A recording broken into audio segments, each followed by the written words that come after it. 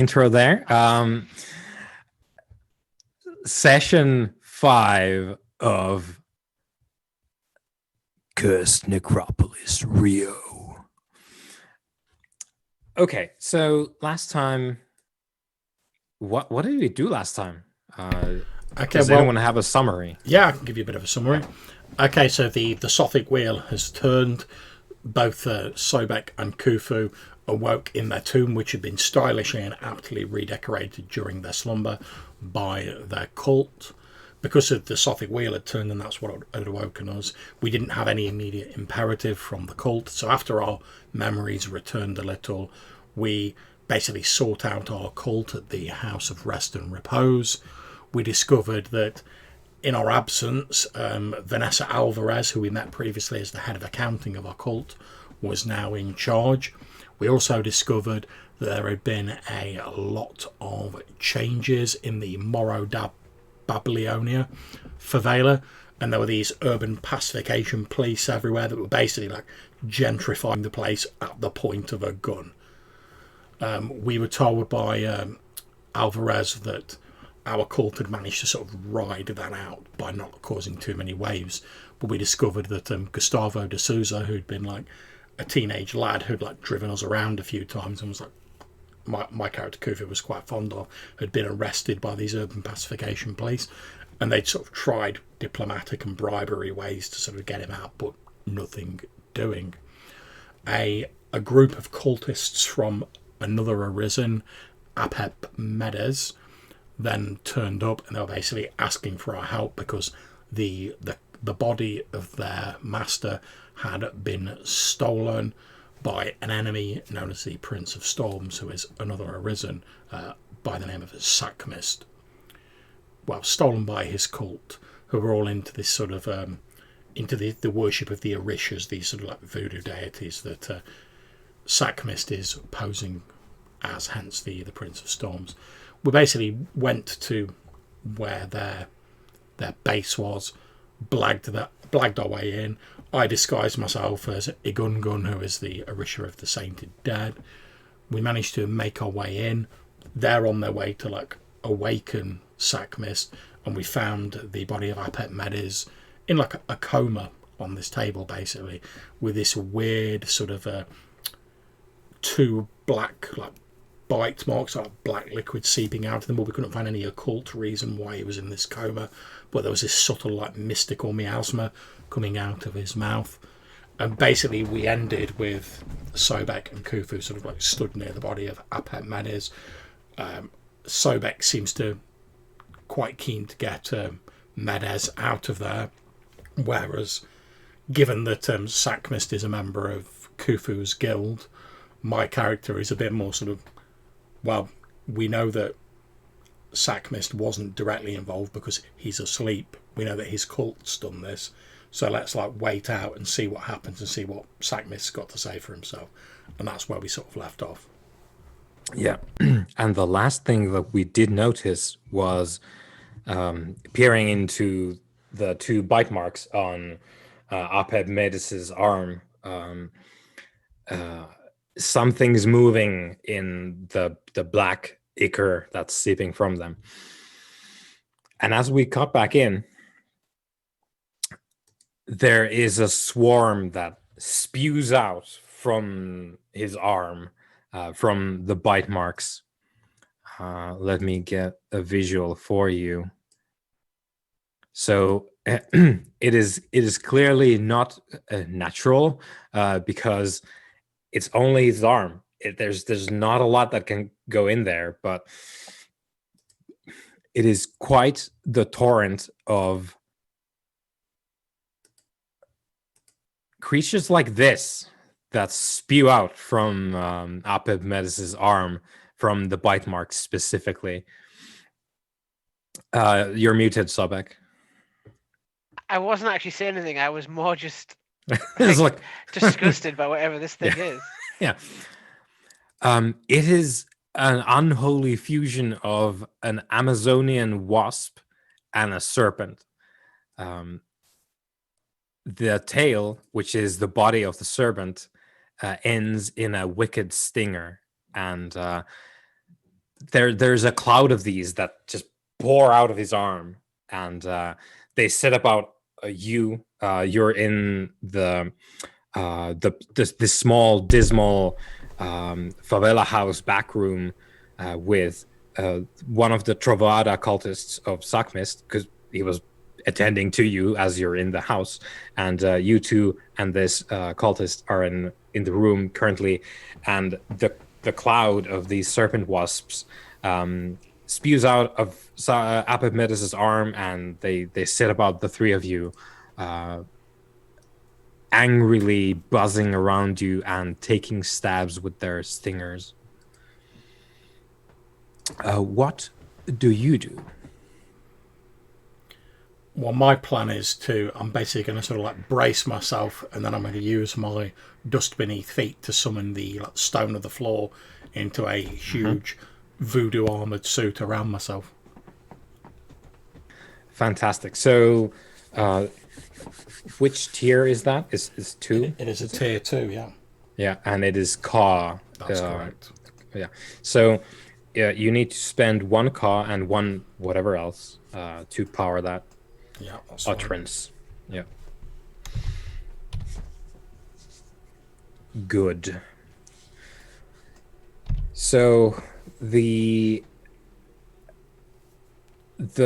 floor of this house, which it is the floor because it's a second story thing, the second story room. So you gather the material of the house into a stone effigy which covers your body now. And indeed, it also handily increases my size by 3, so I'm like bigger than a grizzly bear now. Yeah. So the small room very quickly fills up with Khufu, now covered in, and also because it doesn't come from nothing, it strips the bricks off the walls, and the stone flooring is scoured by the utterance, because Khufu takes what is there to form this armor of stone and earth. It's also probably not going to end well for the cultists, since while I've got this armor on, I cause Sybaris as Secam 10. Yeah, and the thing there is that cultists do have a bit of a easier time with this because they are exposed to it, and they get explicit. Like, your own cultists don't suffer your Sybaris in as great amount. The last time, John, we had our current high priest there, and she did suffer from that, but she was also not exposed to it previously. So, right. So you are radiating Sybaris at the moment, but for the minute, it's Sakmist's cultists around, and you activate the utterance. You have now the armor of dust and stone, and you fill the room almost entirely by yourself. So I guess the table with Apopmetis' body gets pushed against the wall. Well, my thoughts are, I'm hoping that I'm sort of big enough to stand in front of Sobek. Mm-hmm. Yeah, definitely. Remembers that I'm not a particularly terrifying fighter. Well, neither am I, to be perfectly honest, but I am heavily armoured now. So being like bigger, my hope is like, if I sort of like stand in front of him, like maybe like back him into a corner of the room, it'll be more difficult for these things to like get at him. And obviously I've got armour now, so. Yep. Good stuff. Sobek, what's going on? I was looking at what was in my box of things. If this is like, I'm good against humans, great against people, and against other arisen, probably, but against the in between part, maybe not so much. Do I recognize these things? Do I know what they are instinctively? You haven't seen these before, but they do bear the hallmarks of Amkata, because it's a melange of different living creatures, and that's what they manifest as. So, since I don't know if they have Sechem abilities of their own, I will go with a more mundane solution, and I'll draw my gun and have a shooty shoot. Right. So you're shooting these out of the air while Yes. Khufu is trying to be like on the like way of I them. don't know if I can use my trick shot specialization unless I'm signifying like a certain way I'm shooting, but I'll. Yeah, I guess the trick shot might be possible in this case explicitly because Khufu is standing in the way, and you're trying to shoot from like under his massive stone arms now. I will do that then. So this will count as an attack roll. Yes. So and so we're not going to make this a whole thing, but because this is our like intro to combat, I guess. First combat situation. Yeah, things in this game have a defense rating. Now, that is something that you subtract from the attacker's pool. And with these fellas, I am sad to say it is 5. So -5 to whatever you're doing. Dice, 5 minus 5 Yeah. dice. Yep. Okay. Right. That could be problematic. Okay. So shooting will be dex and firearms, I take. Yes. Oh. Okay. And you'll get an extra from your trick shot. Yeah, that brings me to 5. I will remind you that you can spend your pillars to. That's exactly what I was about to do. Can I boost my dex? Yeah. So you can. You're at 8. Okay. So for each pillar you spend, and you can spend 3 of them a turn, you can get 2 more dex. So yeah, I'll spend 2 pillars. Do I have to specify which ones? Yeah. You deduct from wherever. Okay, so I'll take 2 from Ba. Yeah. Ba. And now I have a dex of +2, right? So plus 4. +4, yeah. If you spend 2, it's +4. Yeah. So I'm currently at dex 6. Right. Okay. Cool. Yeah. Okay. So you're rolling 4 dice, I guess, for your 4 thing dice. There. Yeah. How do I do this on the? I'll come up on the sheet, won't it? How do I do that actually through? Yeah. Let's see. Let us study this. So you would do the sheet roll. You would mark the dexterity and firearms. I've done that. See. Dexterity, firearms, and then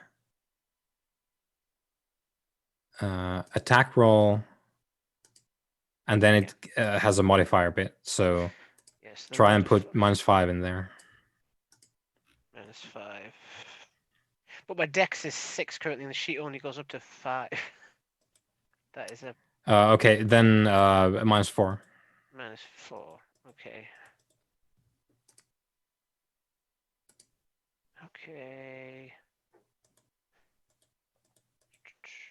Right.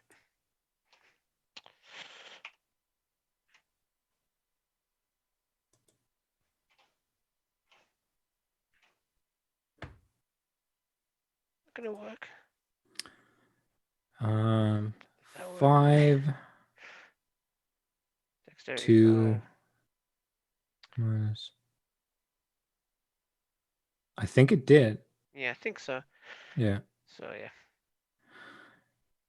Right, and then I don't know what the damage of my actual weapon is because I have a boomstick. I call it a boomstick. Is the shotgun? No, I just got a gun out of the car. I think it was just a. Yeah, well, what kind of is it? It would have been either a shotgun or just a pistol. I think I got it out from the. Okay, let me pull this up. Weapons. Okay, so well, you pick. Is it a pistol or is the shotgun? It probably is a pistol. Okay.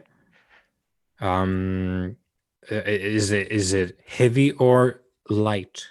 Heavy, I think, like a nice big. Yeah, a big hand cannon. Yeah. So you deal 4 damage to this, which yeah, basically you shoot several of them out of the air, which is quite impressive indeed. And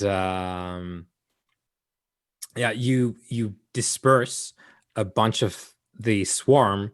Now, this is, as I said, this is an Amkata, or Amkat rather. Amkata is the plural. And when fighting these, it matters less what you do, and it matters more who you are. So as an Arisen, you using a pistol on these doesn't affect your damage potential too much compared to you using your fists to crush. Whereas, so if you were punching an Amkat, you would be at full effectiveness to damage. However, if a mortal was using a grenade launcher, they would be less effective than you with your fists. Oh God! Because you are an Arisen and they are merely mortals. So yeah, you're doing a great job with your shooting these serpent wasps out of the air. So there's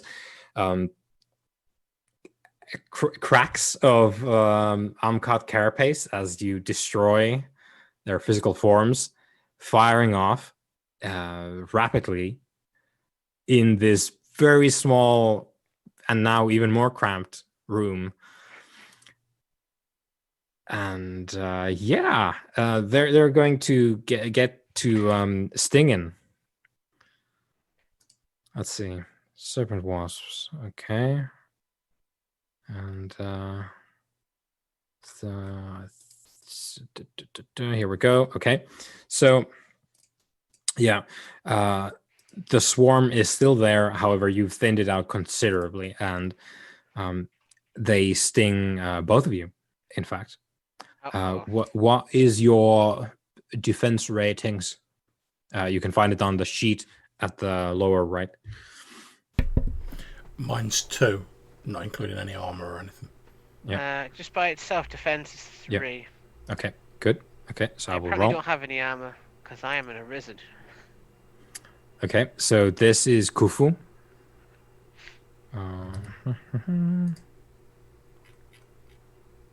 Okay, double ones. Great job, serpent wasps. And this is Sobek.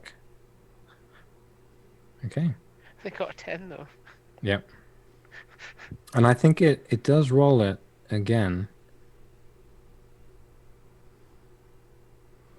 Unless it specifically states that it doesn't, it should be doing. Yeah. 1, 2, 3, 4, 5, 6. Yeah, it does. It does, because it had 5 dice and it rolled 6 times. So yeah.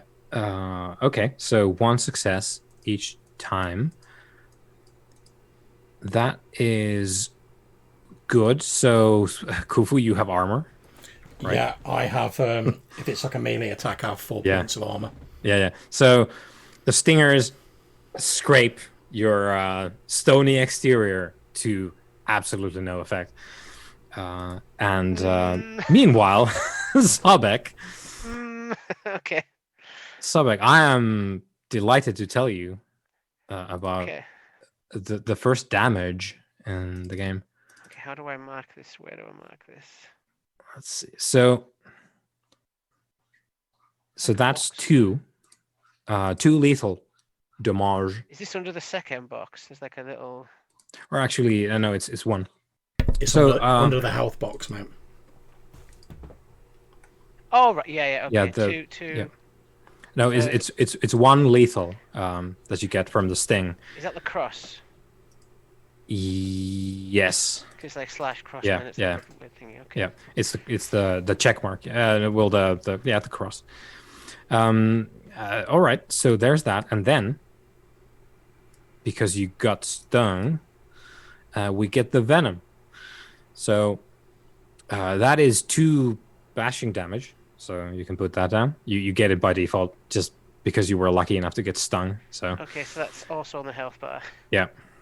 Now, if I remember correctly, that pushes your lethal across, doesn't it? Or did you just mark? I I honestly don't remember how they did it here, but So I've got a cross and 2 slashes.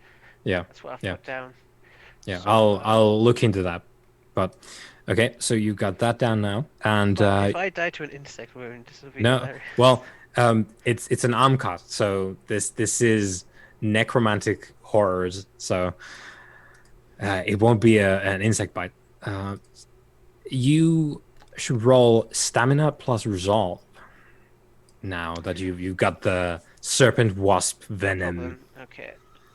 Stamina, which is, amazing. And that was how Resolve. we ended our Suffolk turn. Um, so, okay, We so it's literally kicked the just a hornet's normal nest. roll, yeah? Just like Yeah, just regular stuff. What do we Oh, have? that's not right. That's not right. What is it trying to? Hand cannon attack. Oh, 5 sheet down. roll. Sheet roll. You shot the venom. It died. Okay, there we go. Okay, here, yeah, good. Okay, That's good. so let's see.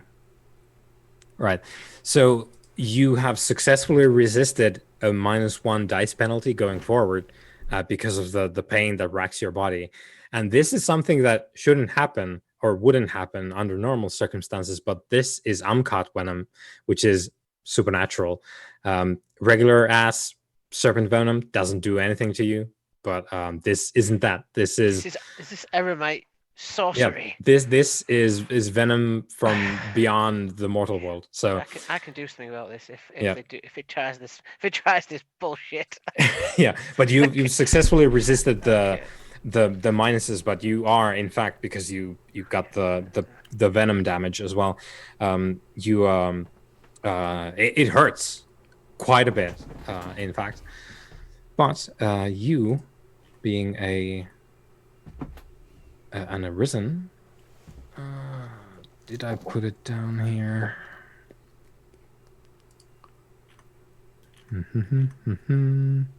Just looking at the healing stuff. Okay. Yeah, no, we have that's the super heal. We don't want that. Okay, here we go, I think.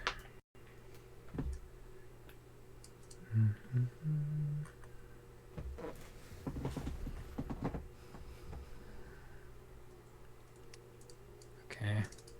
Yeah, apologies. I did not have time to look this up. But So good, man. yeah. Intro into more of the systems.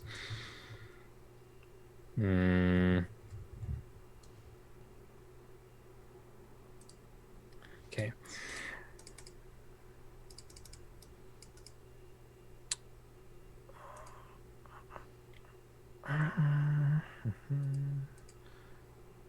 Okay, is it here? No, why would it be there?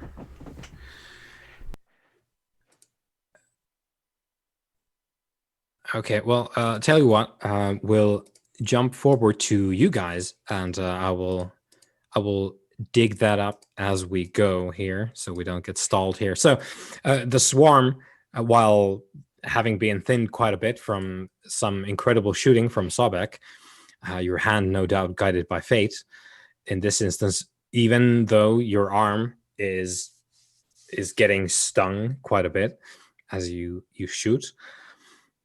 Khufu, you remain untouched by the swarm. What do? Okay, I'm basically going to wail on the swarm with my massive stony hands. This sounds great. Okay, yeah, give it a go. Okay, so my boosted strength from the armor takes me up to 5. Yep. So obviously that'll be nullified by like the -5 penalty. So that would give me a brawl of, and it basically give me 2 dice. But I'm going to spend a pillar to boost it by 2, so that'll give me 4 dice total. So strength. Let me check real quick. So you're raising your strength. Yeah, I'm raising my strength by 2. So yeah, you can get 3 is what I was checking. All right, sweet. It's Dex is more difficult to raise, but you get 3 for 1 when you're using strength. Okay, so 5 minus 3. So I basically just need to like make my normal roll with 1 extra dice, and that'll be the correct dice pool rather than me having to like mess around with modifiers. Yeah. Okay. Yeah. So, unfortunately, the sheet doesn't accommodate these. yeah, it's fine. Okay, there we go. You also... Oh, I got 10 as well. Yeah. So let me re-roll that. No, it does it. Oh, it does it. Yeah, it does. Yeah. Oh, yeah, so it does. Okay, so with that, you do crush the swarm, truly, as well,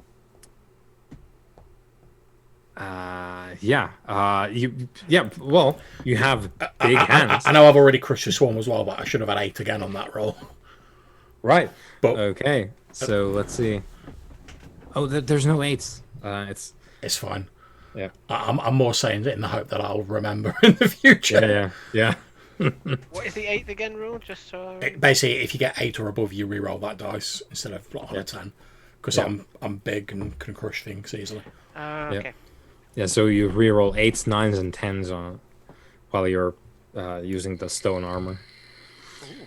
Which is pretty big when you're trying to do strong stuff. Now, yeah, you crush the remnants of the swarm, and with your stony hands, no doubt. Nicely done, brother. Grabbing them, smushing them, squeezing them like overripe bananas. Yeah, there'll be no finesse to it because I'm really not like a practiced, like stylized combat. I'm literally like, I have big stone fists, they're snakes. I'm gonna spend a second reloading. Yeah. Now I will roll. I neglected to do this previously, but I will roll for the Trovoada cultists as well because they were in the room as well, so they got potentially stung last time. So let's see how it go for them. Oh yeah, they got So yeah, you're reloading Sobek, your weapon Khufu. You've cast down the remnants of the Amkata swarm, which this is like on the scale of Amkata because you have greater and you have lesser. These are like at the bottom of the lesser category. This is fairly weak as far as Amkata go, but still, these are supernatural monsters that can inflict quite a bit of harm to you as well as mortals. And currently, while you have dispersed the swarm, the Trovoada cultist that was in the room is on the ground writhing in horrifying pain because he got stung by one of these creatures before you managed to destroy them all. Gotta be honest, my shriveled arisen heart isn't exactly welling with sympathy for the man. So I'll probably just like look down at him like writhing on the floor. Yeah. Am I oozing the venom still, or am I okay? You don't this ooze. Is the effects, but yeah, no, you got hurt, but the venom doesn't weigh you down, and you don't ooze any black ichor. So you're, for all intents and purposes, you're fine. And let me pull this. Goddamn. I'll turn back to the arisen on the table. Yep. Would we believe that this has been like a curse put upon him? And then if this is a foul sorcery? These, well, curses are always on the table when it comes to arisen existence. Yes. But this, what just happened,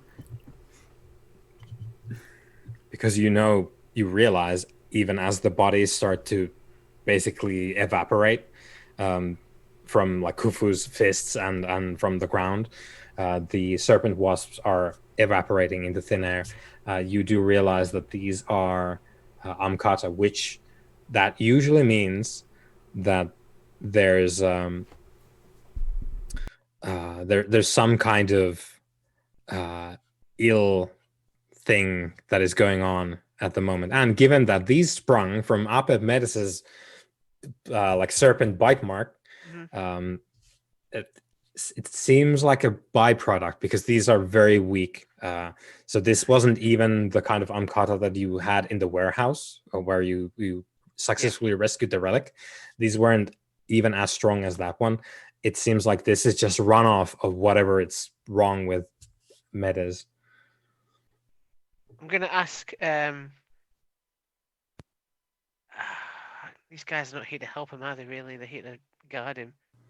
Yeah, the Trovada cultists are here to keep him here until Suckmist gets here, because Suckmist fucking hates up metas, and vice versa as well. I'll ask my brother. Do you believe your friend could have done this? Does he have the ability to? Do you reckon, from what you can remember at the moment? I do not recall clearly. I will not say it is outside the bounds of possibility.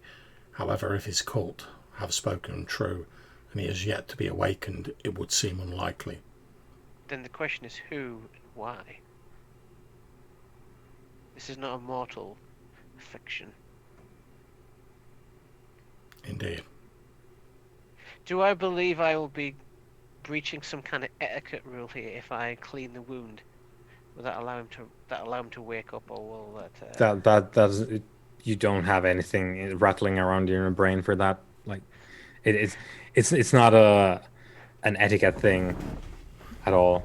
Okay, yeah, please. I'm going to tell them that while I'm not going to make any moves to wake him up, I'm going to clean the wound. Yeah, sure. And more Trovada cultists have appeared now, because there was shooting, there was screaming, there was awful serpent wasp noise, and Khufu's crushing and stomping around. So more of them have appeared inside the house, and they're dragging out the one that got stung. And Sobek, you were explaining this to them. Right, Sobek. If they disagree, I'm about to show them what the old eremite is for ass whooping. Yeah, no, they don't want anything to do with that room now, because they have one of their own just devastated by a venom that is rapidly turning, like, it does that thing where, like, the veins turn black. Yeah. Quick question. Given my knowledge of the occult, and if, like you say, it's like spreading like down from the source of the infection, do I think that, like, if we chopped off his arm before it got any further, he'd be all right?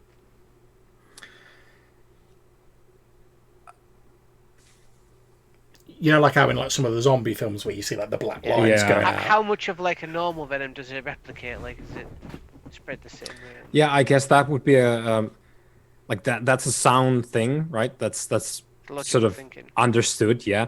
But we probably don't know enough about the poison to know whether or not that does anything. It's if it's regular shit, yeah, maybe. So as like presumably these cultists are like picking up their own guy.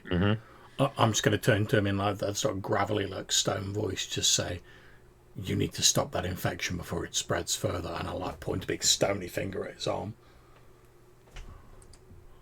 Oh yeah, you can see one of them like attend to you as you start speaking, and so like nods and kind of like wide-eyed starts yelling. It's like, someone get the medic kit.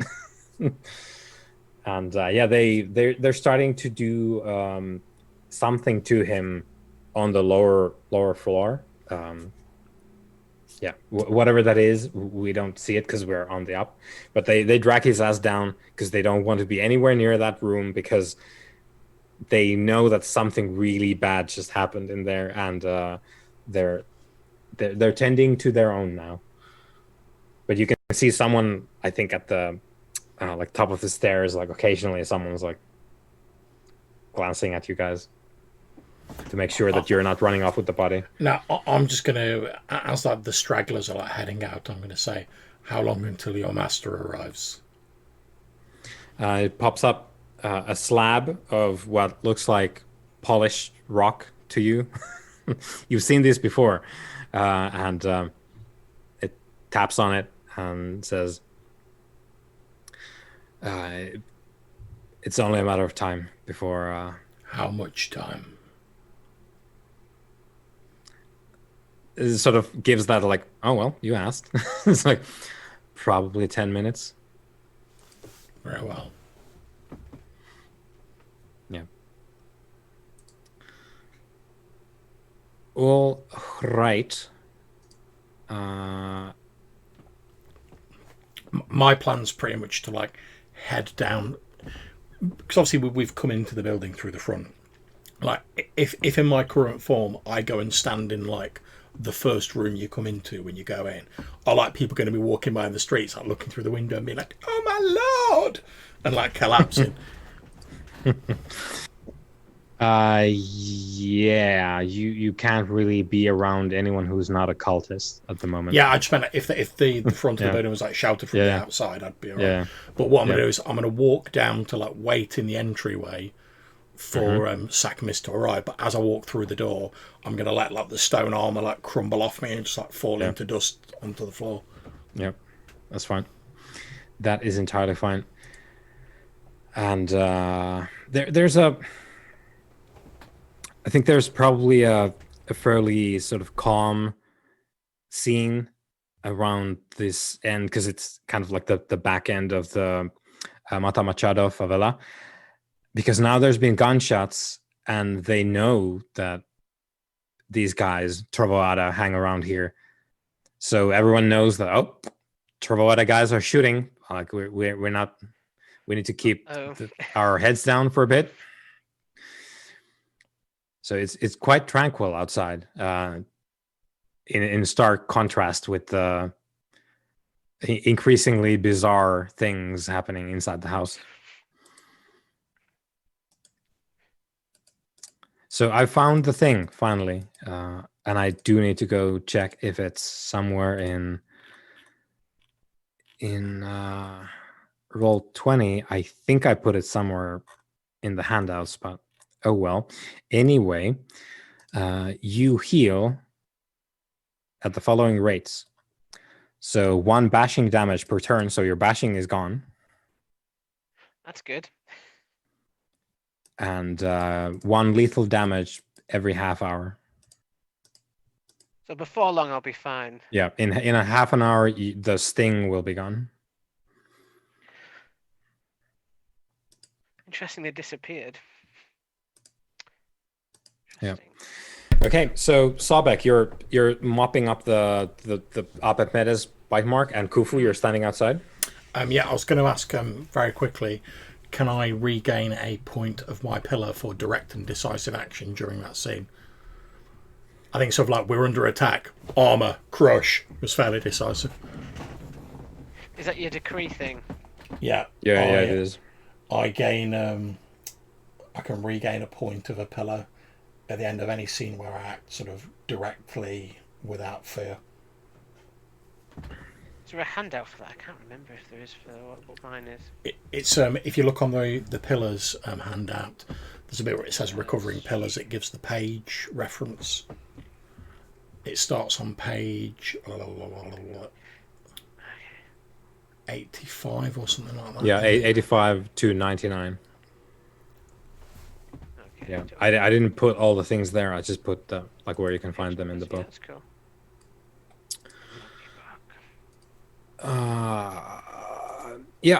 John, I think that's quite okay. However, the scene has not yet ended, so Absolutely, we'll get to that once that is all sorted.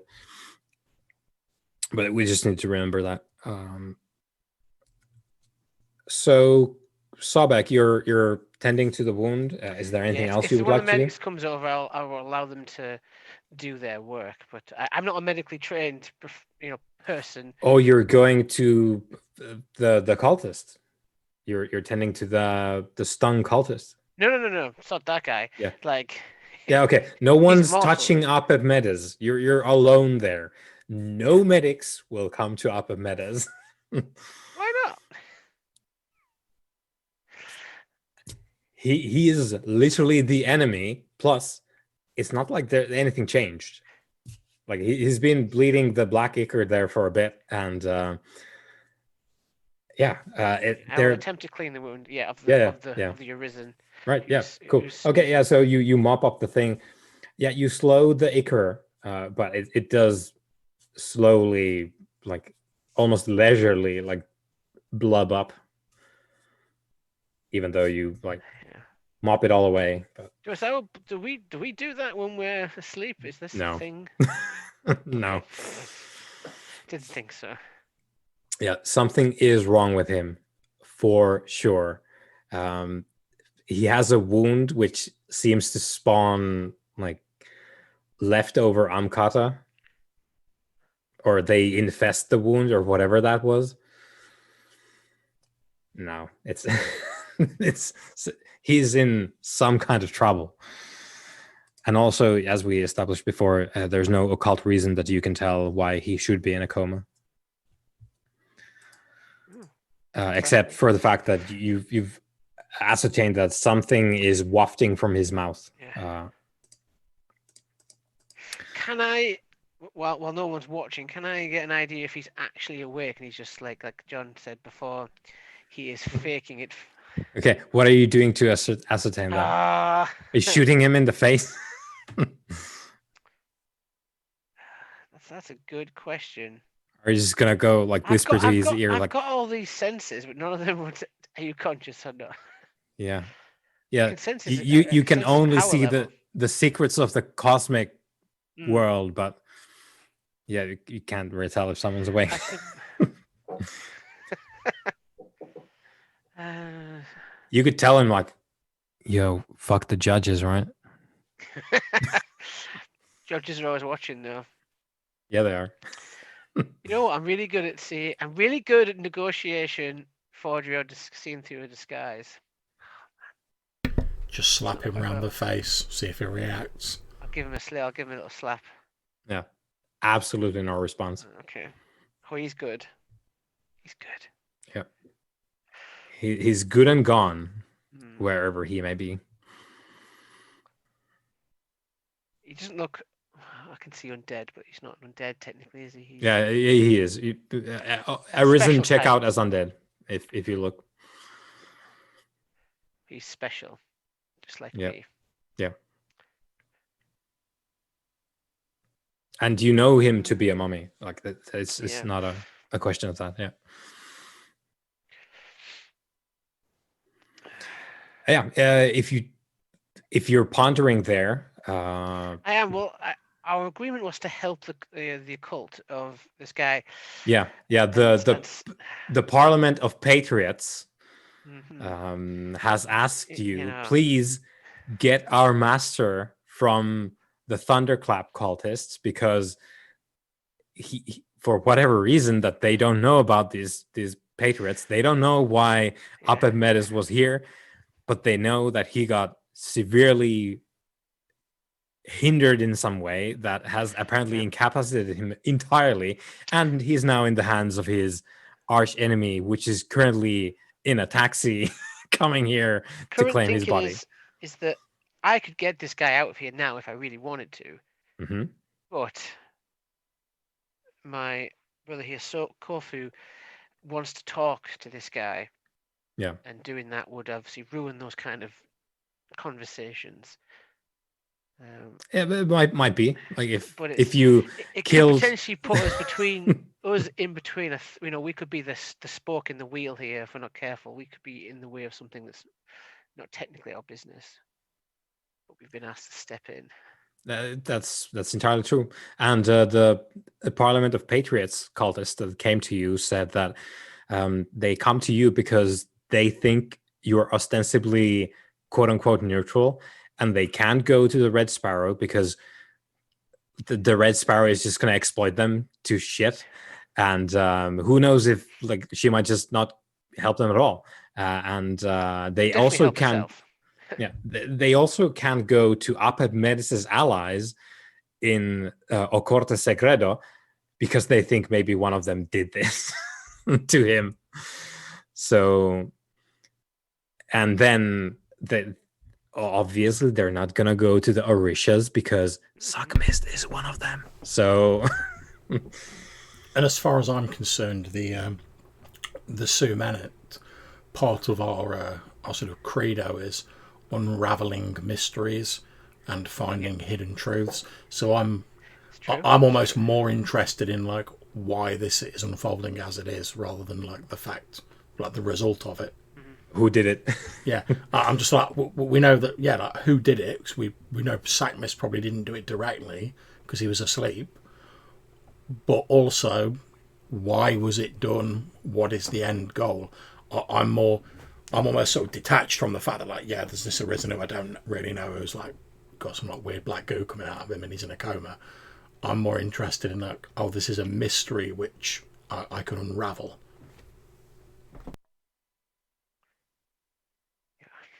It is a mystery, but we are putting this guy at disadvantage if he's asleep when this guy turns up.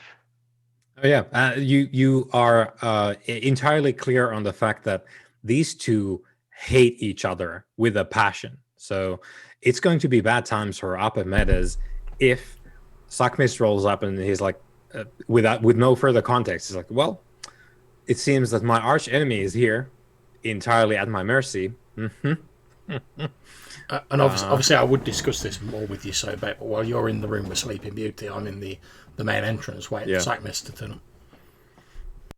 Yeah, I mean, we could have the hunker down in the upper floor where there is no thunderclap cultists, because they don't want to be there now because they think these Amkata will turn up and kill them all. So yeah, if you want to, you could have a little strategizing before Sackmiss turns up. I'm good at the minute, to be honest. I don't really have anything that I think requires a strategy. My plan is basically wait till Sackmiss turns up and be like, what's going on? Yeah. Sabek? I am conflicted, if I'm honest, because, well, I don't have a particular reason to support either. They're not part of my guild as far as I'm aware, and I'm not aware of any previous relationship. You know that Apamedes is a part of Ocorte Secreto, and Khufu has told you that apparently you have some business with Ocorte Secreto from some time back. Yeah. I don't know what that is. I'm confused because if I try and help wake him up, he's gonna be immediately Sechem 10 angry man. And I'm right You here. mean Medes? Yeah. No. Medes is not at Sechem. Medes is awake. He's in a coma now. He's been awake for some time, and he looks like a human. Yeah, he's not gone back into like the death sleep that we go into. Yeah. He's just in a coma. Yeah, he's basically been put unconscious via unknown means, and he is otherwise just living his Sothic wheel life or whatever. Okay. Yeah, he's not going to come back with Sechem 10 at all. Now, Sackmiss will turn up with more Sechem than you guys.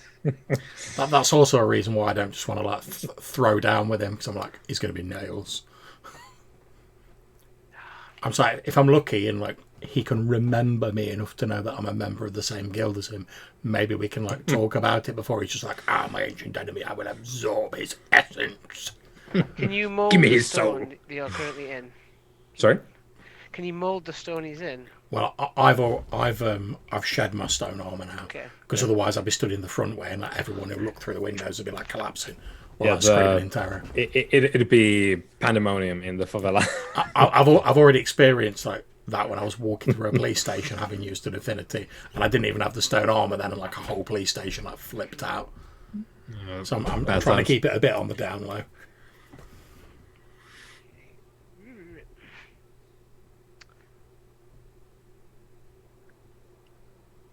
This doesn't count as an enigma, does it? Well, it is an enigma, I guess, of a kind. It is definitely a mystery.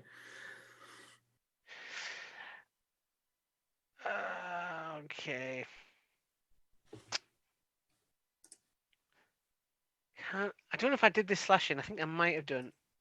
Boost my god sight to actually see what's affecting him. Like, if this is a magical effect, then I can nullify it potentially. We did this last time. Yeah. You got your god side out, and then we rolled for you to investigate, and you were successful, and you couldn't tell what the occult thing that there's an occult thing that is doing this to him. Obviously, we know it's probably not because he got really tanked, because that's not the way it works with you guys. Mhm. Something has happened to him, but you, with your god side, you cannot find what that is, except for the fact that there's something like a slight miasma like wafting up from his mouth.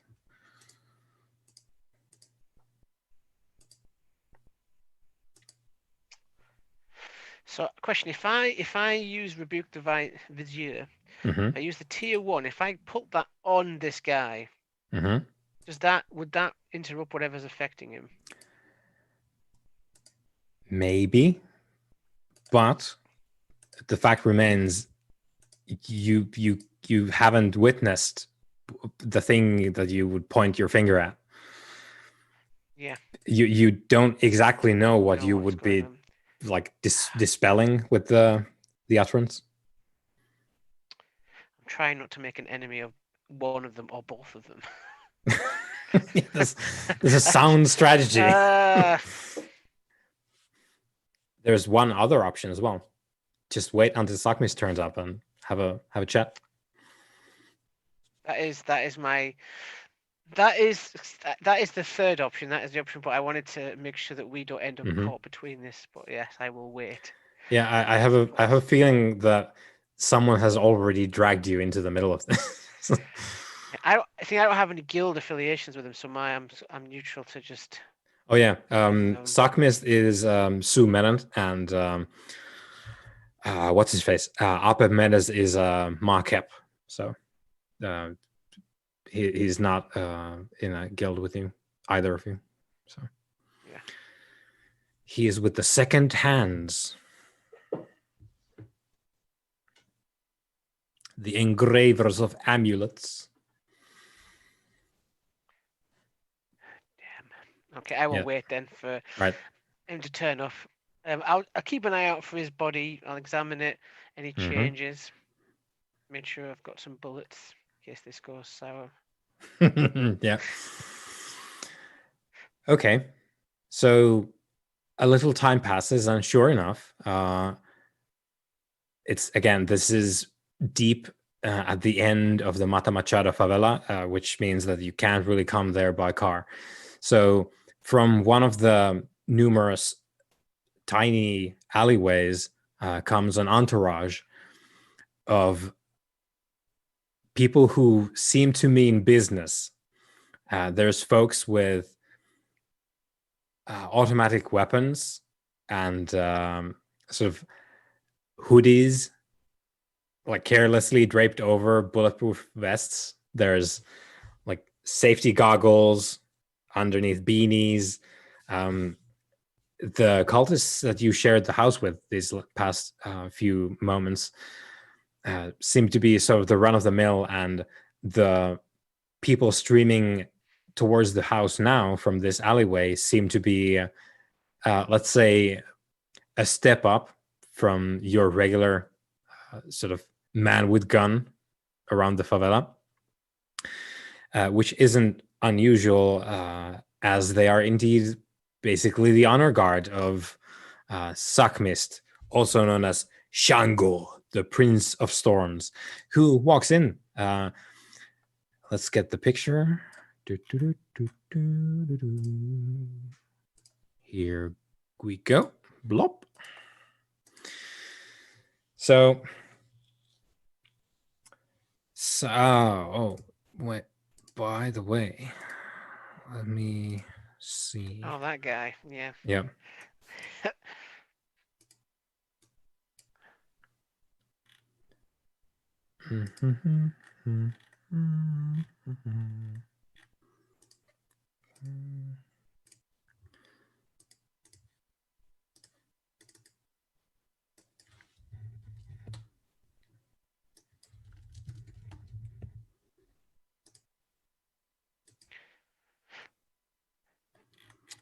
Okay, so let's see. Yeah, we've had 2 scenes since you were at Sechem 8, so we're going to roll a descent roll for you guys to Ooh, how do I do this again? to descend. And John, you can have your pillar thing as well.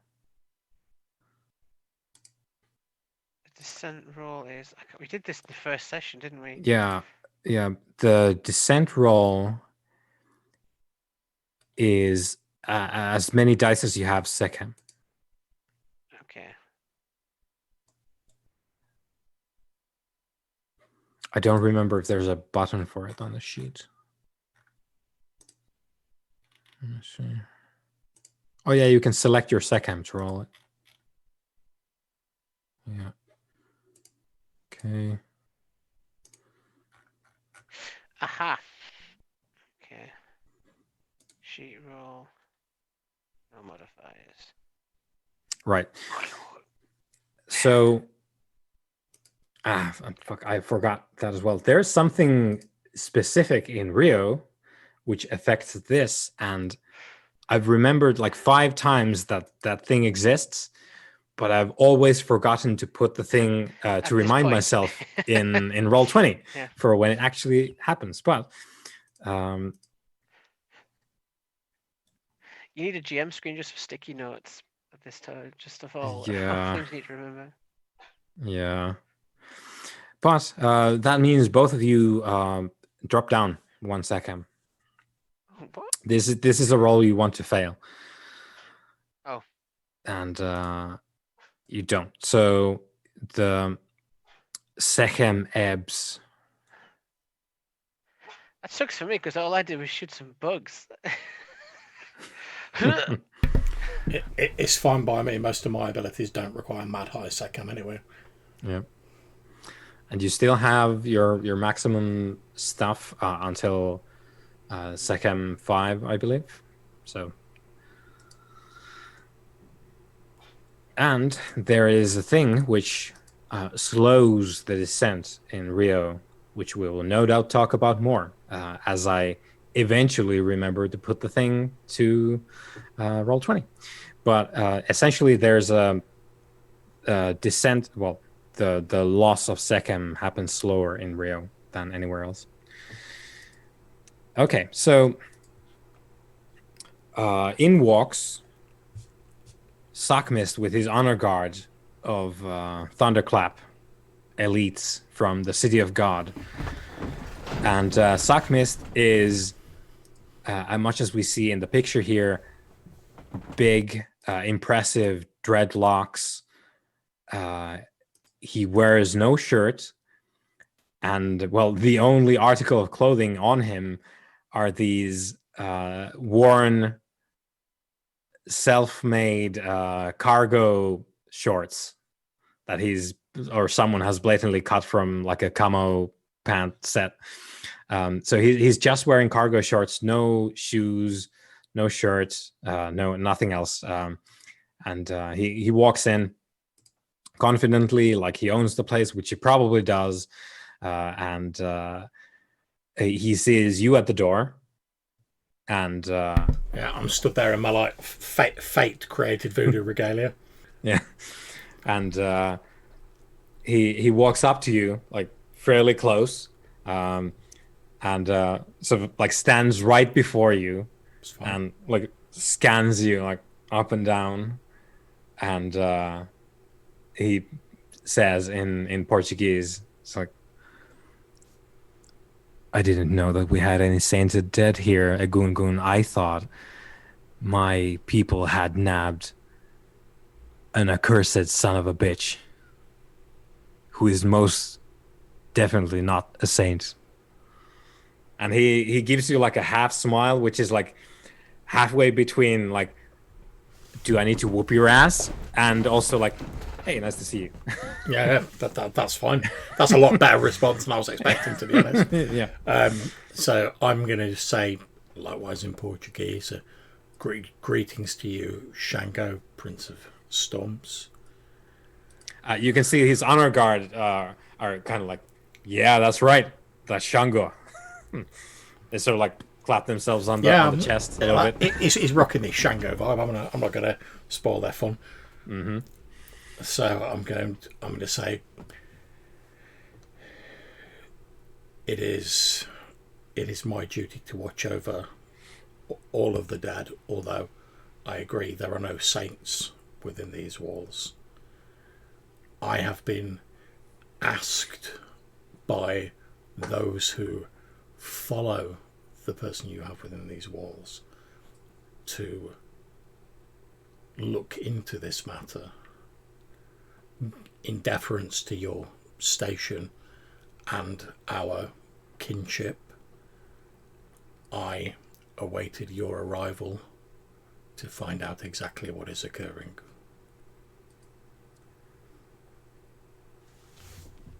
While I lament that you have to do anything with those pigs that follow this piece of shit around, I'm glad that you're here because you can stick around for the show. Now, please. He motions for you to step aside. Yeah, I'm gonna step aside, but basically I'm gonna follow along a short distance behind him, so I can carry on talking as we walk. But I'm making it clear that I'm not going to stop you. Yeah, and I'm going to walk behind him and say, and I'll probably switch to ancient Aramite here. Mm-hmm. I'm going to say, I noticed that the body in the other room was plagued by swarms of a lesser Amcat. He stops dead in his tracks, and he's the sort of swaggering bravado is absent for just a moment as you go. There's Amkata in the other room, or was. He stops, snaps his head around, as if to gauge you. Are you? What's going on here? Because that wasn't what I was. I'll have a job. I've got a veil over my face. Yeah, and he says, turns towards his elites and says, "You wait outside. I'll handle this." And go. And the elites close the door. They take everyone else as well from the house. So there's no cultists in the house currently. Everyone steps out as Sakamist says to leave. And as the door closes, he leans in and switches to Eremite and says, "That was not something that they mentioned. What happened here?" And very briefly, I'm going to give him sort of a brief description of, we were asked by these cultists to come and investigate. We turned up. We didn't know the situation. So we simply went in to have a look at the body, not intending to interfere. I'll explain about the wound and how the sort of Amkata came out of it. And I was forced to crush them to defend myself. And I'll basically, the way I'll frame it is I'll basically say it was my belief, and I'll explain that my brother is in the room, although he's taken no action. He's simply observing the body. I explained that it was not my intent to interfere. However, I could not believe that the Amkata would have been used as a weapon against one of our own, even an enemy, by someone of his exalted status. I do not believe that Shango, the Prince of Storms, would need to make use of such devilish abominations in order to lay low his enemies. He laughs like a full throat, bellow laugh, and he actually goes to smack you in the chest as a camaraderie thing, and he says, "You're entirely right. I would not soil myself with that kind of thing, that unholy business, in order to get to this swine upstairs. I would crush him with my fist." Indeed, I believe that to be the case. That is why I've taken no further action. I find it troublesome that presumably one of your servants has weaponized these abominations in the eyes of the judges to use against one of the Arisen. even if, as you say, he is an enemy of yours, I would, with your permission, know the name of the one responsible. For whilst it is not my intent to interfere in your rivalry with your enemy, such creatures are, as I say, abominations in the eyes of the judges, and I find their use troubling. You have proof of this? At which point, as we're sort of heading into the room, I'll say to him, you need merely observe although as I'm sure aware, the corpses of the Amkata disintegrate when they are destroyed. You need only witness the strange manner in which your enemy has been incapacitated. And I'll point out like the snakebite style wounds, and I'll say we witnessed a movement below his skin, and a horde of creatures, and I'll describe them, flew out of it, attempting to lay low both myself and my brother. And I'll gesture to sort of to Sobek as we walk in. I was forced to use my abilities in order to crush them. If you wish to verify this, you may speak to several of your cultists who were present at the time. One of them was stung by these creatures and was dragged away. He nods and doesn't say anything, turns on his heels, goes down, out, and if you want to, you can follow him, of course. I'm basically staying like by his side as he walks through. Yeah, he gets to the closest of the cultists who were guards here, and he starts interrogating them in Portuguese to confirm what you just told. And once he's done that, he gets on to. He starts questioning one of the retinue that came in with him, which seems to be like that man was a part of those who came to the city of God to awaken him. As to the details of like why any of this is happening, like why are we here? Why is Apep Medes like this? Like, is someone using some sort of method to attack him like this? And the elite like vigorously like shakes their head and like denies any kind of, because he's basically like grasping like their lapels and be like, is someone dabbling in sorcery without my approval? And the cultist is quite terrified and denies all that. And you start hearing some nuggets of information as Stockmist interrogates these people as to like what they know about like what's going on, which is something you don't really, as you've arrived here to witness the current events, not what happened before. So let me get the old notes. Where are we? So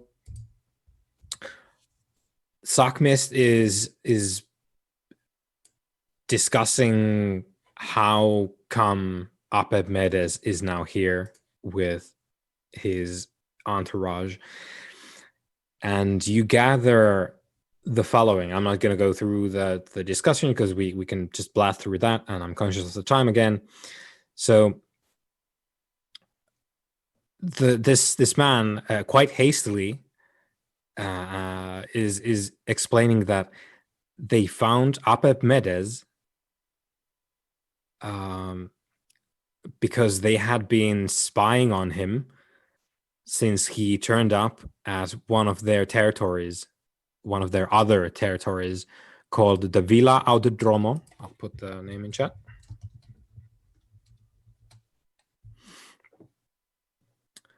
Which is next to the construction site of the Olympic Park, which is going to be for the Rio Olympics. So they originally spied Medes there and started following him. And apparently Medes at Villa Audodromo near the Olympic Park was talking to the construction site supervisor and left furious, apparently. And one of the Trovoada cultists went and talked to the supervisor after this, and they found out that Medes has been there looking for an archaeological artifact that had been unearthed from the dig sites as they were building the Olympic Park. Apparently, they found some kind of archaeological artifacts in there, and Medes wanted to get at, or at least see those.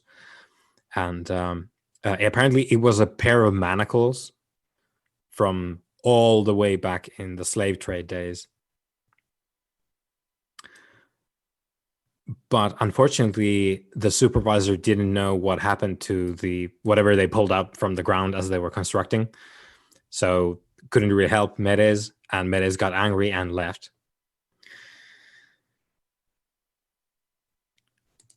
Now, they lost sight of Medes after he left Villa Autodromo.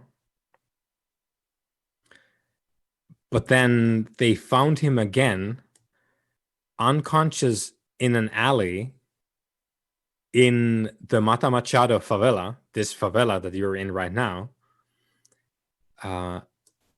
behind a tent set up by these sort of, I don't know if there's a proper word for it, but these sort of like traveling churches, like revival things from certain shows we might have seen, sort of itinerant churches, preachers that set up tents on fields. People flock there. They have their ceremonies there and whatnot. So it's not uncommon at all. There's all kinds of congregations in Rio, and apparently they found Apep Medes unconscious in an alley behind a church tent for a traveling church here in the Mata Machado favela, which has been is belonging to a church called Igreja de Serpente Penas, which is something I will put in the chat because that is Portuguese as well, and it stands for the Church of I don't know if it's exactly accurate, but the intent is for it to stand for the Church of the Feathered Serpent. ISP for short. And yeah, they found him there behind one of these revival tents, passed out, snake bite in the hand, oozing black ichor, and they don't know what's up. They do not know why he was there. They were extremely surprised to have found him by accident here in their other stomping grounds after observing him in the other one. And they did check on the ISP, and the traveling church is here for one more night before moving on. They know that much, but otherwise it's just another one of these sort of traveling preacher type deals that they usually have some kind of thing going on, and this one most certainly does as well. Like a particular flavor that the preacher who is in question puts on their their particular take on whatever it is they're trying to sell. This happens quite a bit especially in the favelas, to cater to those of lesser means. They get help from these sort of religious events, whether that's actually religious experiences or actual charity stuff. So that's what the cult knows, and Sakmis turns away from his cultists and looks at you, and he says quietly to the both of you, approaching you again, quite close. It seems like a fairly he stands very close. And he's quite intense as well. Whether or not that's a problem for you is up to you entirely. But he gets up real close, and there's an energy to him that is quite palpable as well. He lowers his voice and he's talking in Iramite, and he says, "Well, this all changes things. Not this what they just said, but the fact that." They just said that, and he's laying there in that football coach's house, and there are Amkata festering in his wounds, and he is unconscious. And I guess you've tried to waken him, and since he isn't standing here being torn to pieces by me, that means he didn't wake up. This goes a little bit beyond what I had planned when I was awoken. So, Khufu, Sobek, I seem to recall that you have some business with yon gathering of pigs. For my sins, I cannot recall quite what that is at this stage, but I've been told so. And I will find the truth of this. But Khufu is a fellow priest, and since he hasn't cast you out, I shall not either. So you will have to deal with that, I suppose. But for now,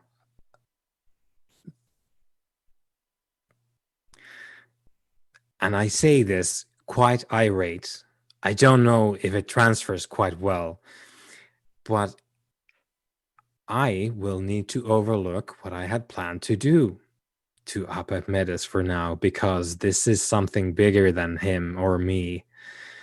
A truce of some form. No, there will be no truce until his cot lies on the ground, covered in petrol and set on fire by me. There will be no truce. However,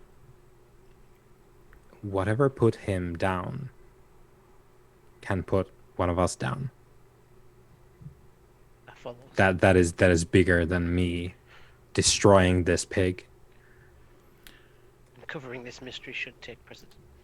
And it does, because some of us, unlike,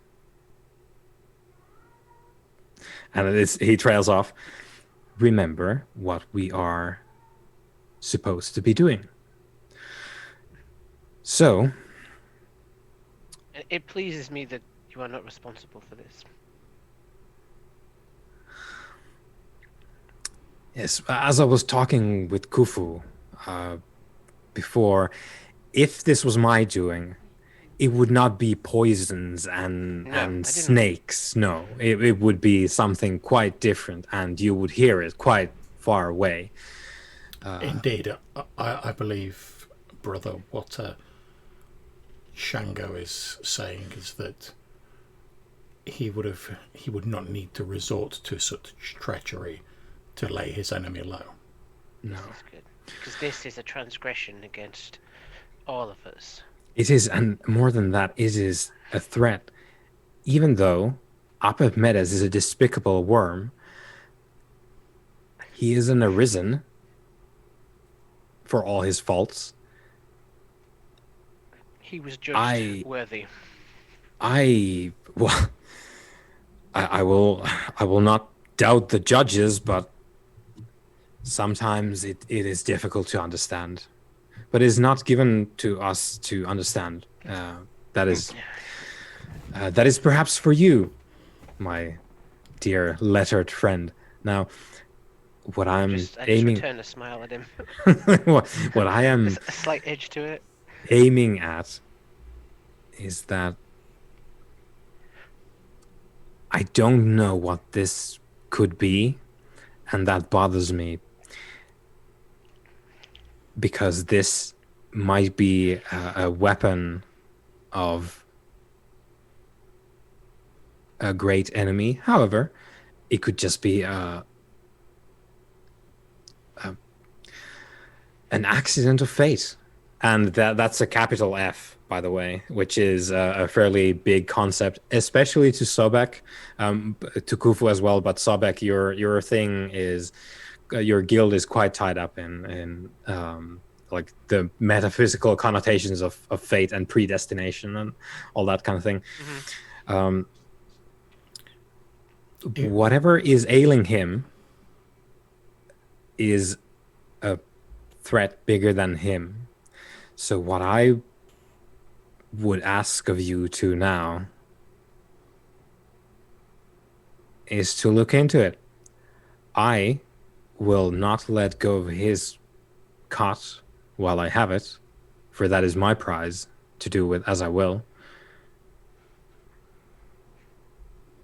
I would consider it a favor if, while I was doing that, you would see what happened to him. It is a threat to us all here in Rio. Whatever has laid him low. I agree. Yes, we are agreed. We have an accord. Very well then. Sobek, let us depart and investigate this religious gathering where he was last seen. Perhaps that may provide us with more information.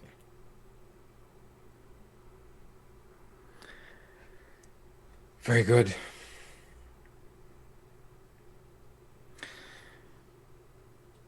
Well, you know where to find us, for we shall be here, dancing to victory. Indeed, and when we return, your permission permitting, I would like to speak to you more about your group.